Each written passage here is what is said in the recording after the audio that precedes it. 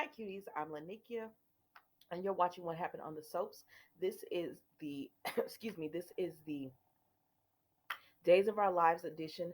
I'm sorry this is coming to you late. I normally what I do is I watch General Hospital, and then I'll have Days of Our Lives recording.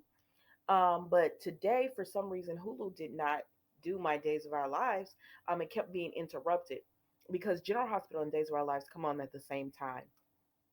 Um, so that's why I have to do it that way. So this I finally got my little ones asleep and I have some free time. So I said, let me go ahead and do the Days of Our Lives because I missed it yesterday because it didn't come on because of the hearings. All right, so let's just get right into it.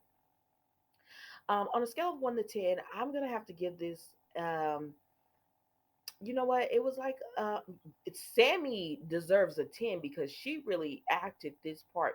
So you know what? I'm gonna give her a 10, and then she can just share it with everyone else.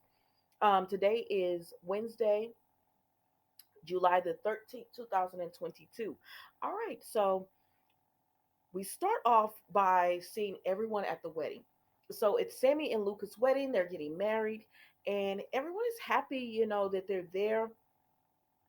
They do have some concern. I mean, they did ask Sammy, "Are you sure?" But she was like, "Yes, she's sure. Of course, she wants to marry Lucas. She's very happy being with him, and that's what she just wants to do, and everything." So they're like, "Okay, well then let's get married to Lucas."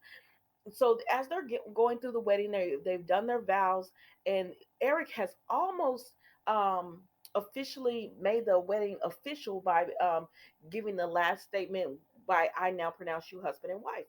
So he's about to finish that statement, and then we see Chad burst in. And so when Chad comes in, we see that he is actually really upset at Lucas because one, he feels like Lucas is marrying Sammy and he knows he's lying.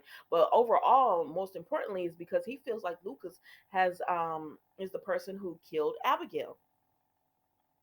Now, the reason he feels this way is because he's put the pieces together. He knows that Rafe has told him that Clyde is not the person who killed Abigail. He said there, Rafe has told him there is just no way he could have done it because he has an airtight alibi. He was on the dock, he was fishing, he has um video camera stamps. He just was not in the area. Clyde could not have killed Abigail. So then Chad starts thinking about how Kate told him that she did tell Lucas that Abigail knew his secret that he had kidnapped Sammy. Now remember earlier, before, when she talked to Chad about this, she lied and said she didn't tell Lucas this, but she let it slip because she was so relieved that Clyde was guilty. And so then he runs into Will, and Will is talking about his dad fell off the wagon. He was really upset. He doesn't remember anything. He had a knife gash on his hand. So this is making Chad believe that Lucas fell off the wagon and he went in and attacked Abigail. So that's why he's at the church now attacking. This make Chad believe, excuse me, and that's why he's at the church now attacking Lucas because he feels like you are the man who murdered my wife. So he starts telling them all this information. Now everyone is shocked by Chad's attack on Lucas, and so they're like, "Oh, what is going on?"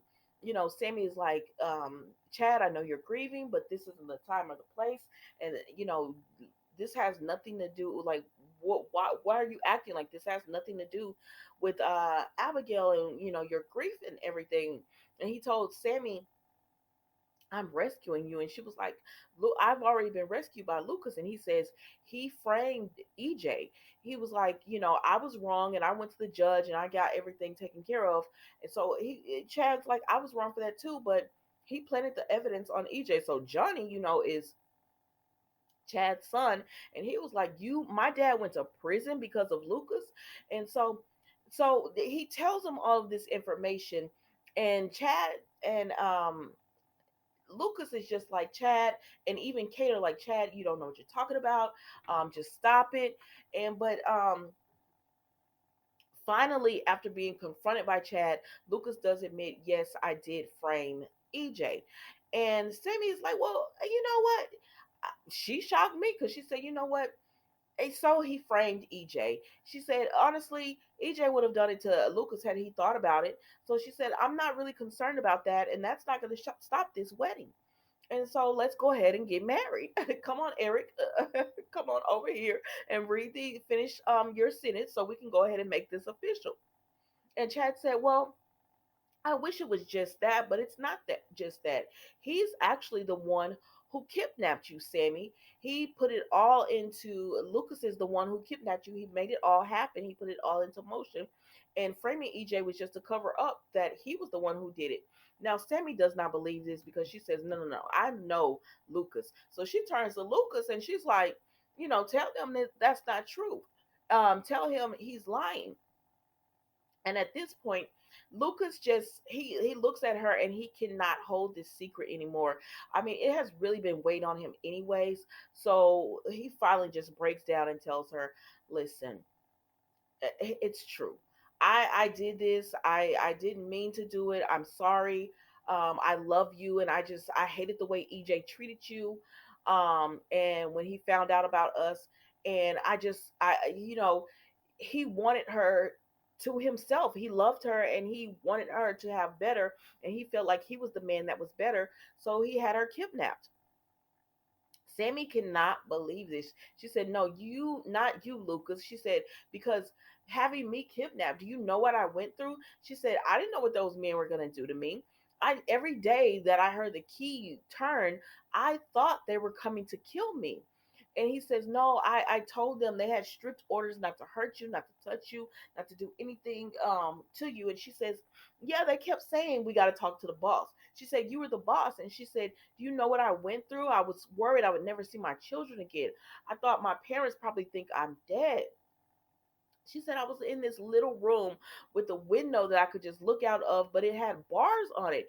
And she said, you say you love me, but you went home every night and you got to lay your head in a bed and you got to be comfortable and be secure in the fact that you knew that I couldn't go anywhere." And she was talking about how she would he drugged her, and how she was taken to the place. And she said, "That doesn't sound like love. That sounds like revenge. You wanted revenge because you knew I was in love with EJ and you wanted to punish me for that." And he says, "No, Sammy, I love you. That wasn't what it was. I would never want to hurt you. I loved you and I just wanted you to understand and see that it was supposed to be, we were meant to be together and everything." And so everyone in the church is just completely shocked, from Marlena, Roman, Kay already knew, but Will and Allie, and Allie tells Will, "Do something." And Will said, "What can I do? Like, there's nothing anyone can do. Lucas did this." And so then we see that Sammy is just like, because he tells Sammy, Lucas tells Sammy, "I love you. I did this for us. I did this because I love you." And she says, "But I don't love you." I mean, because she fell out of love instantly, because she said, "No one who loves you can treat you this way." And so then Sammy leaves. And so when Sammy leaves, Marlena goes to check on her and everything. And Sammy is taking off the wedding ring and she throws it. And she tells Marlena, "I can't believe it." She said, I thought I thought he was the man that rescued me, and here I was, EJ in my face over and over and over again telling me, "Sammy, he kidnapped you." She said, "I didn't want to believe it. I refused to believe it." And EJ was telling me repeatedly that he was not the one who did it, that it was Lucas. And here I go, about to marry the man who kidnapped me and everything. And Marlena goes and picks up the ring. She says, "Sammy, like, don't do this to yourself or whatever." But Sammy is just like, she is down a rabbit hole. And kudos to Allison, because baby, she acted this part today. But anyways, so Sammy just bolts out and she leaves. And so then Allie and Marlena goes to the church, because they're still at the church and everything. And Allie and Will are there, and they were like, you know, "Where's mom?" And she said she did. Marlena tells them she just left, and they said, "We should probably go look for her. Should somebody stay here?" And Marlena said, "Why would somebody stay at the church?" And they said, "Because maybe mom was coming." They said maybe mom came back for us. I said, baby, y'all grown. But baby, they said we are lost and we are confused and we need our mommy to make us understand what's happening here. And Marlena said, I'm sorry this had to happen to y'all or whatever, but Sammy not coming back to this church. Y'all are grown. Go home to your your kids and your family. Oh, that was funny to me. But anyways, guys, so all of this is going on. Um so then Roman is like, I'm about to call the police because Sammy has left and everything by this, and Roman's like, about to call the police, and Lucas says, no need, I'm gonna go ahead and go and turn myself in.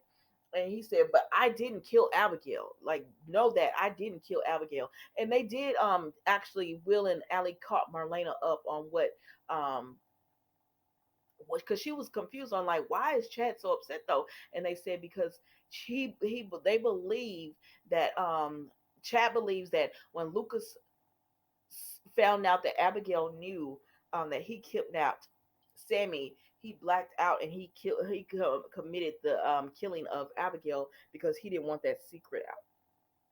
So, anyways, we fast forward back to the church.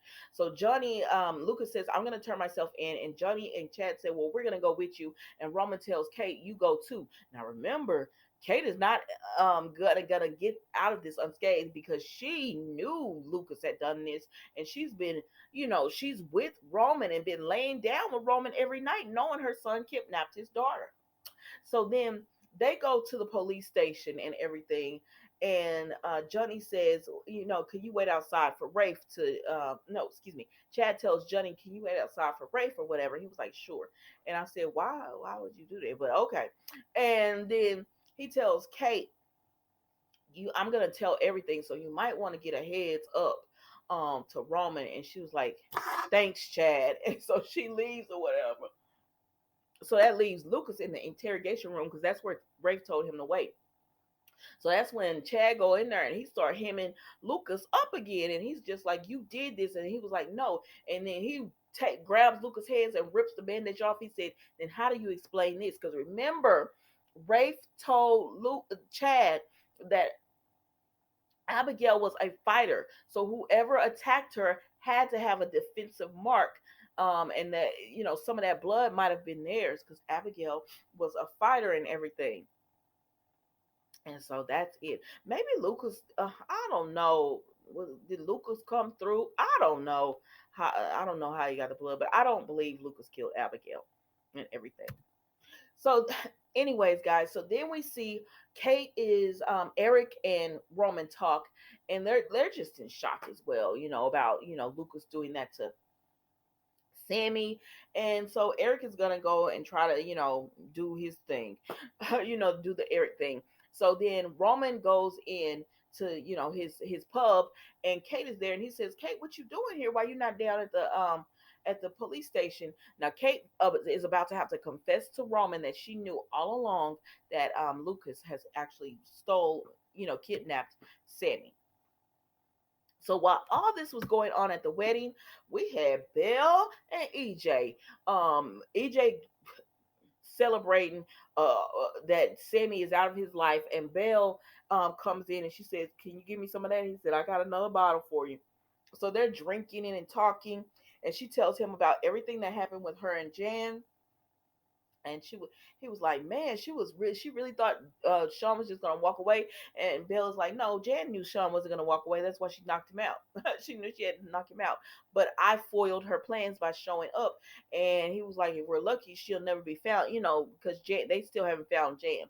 And he was like, if we're lucky, she won't be found again. But then Belle said, so Sean now has to, raise the baby. And she said, and to be honest with you, I just told him I can't do it. It's one thing to raise a baby by with Sean had a baby with someone else, even though that was not his fault.